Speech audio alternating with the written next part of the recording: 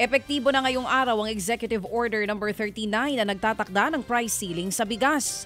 Sa ilalim ng naturang kautusan, magkakaroon ng price cap na 41 piso kada kilo sa regular milled rice at 45 piso sa well-milled.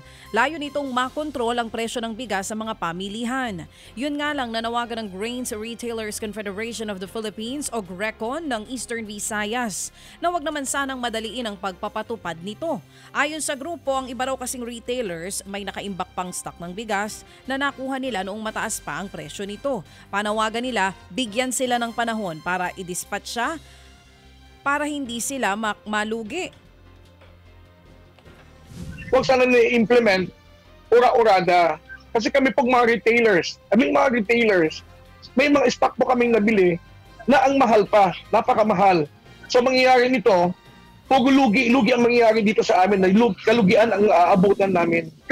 Baka po namin may dispatch yung mga stocks namin na mga mahal. Git pa ng grupo, retailers ang maiipit at malulugi sa naturang price ceiling.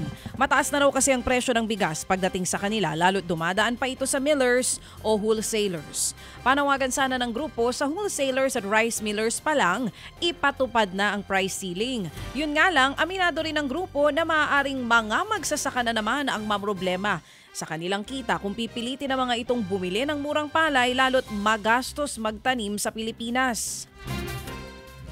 Dito sa atin sa Pilipinas, mahal po magtanim ng palay. Kung walang bibili ng mahal, baka mapilitan ang farmer ibenta yung produkto nila ng mura. Pero ang tanong, sa sunod na harvest, magtatanim ba sila ng palay? Ted Filon at DJ Chacha ngayon nasa Radyo 5 92.3 News FM, Monday to Friday 6 to 10 a.m.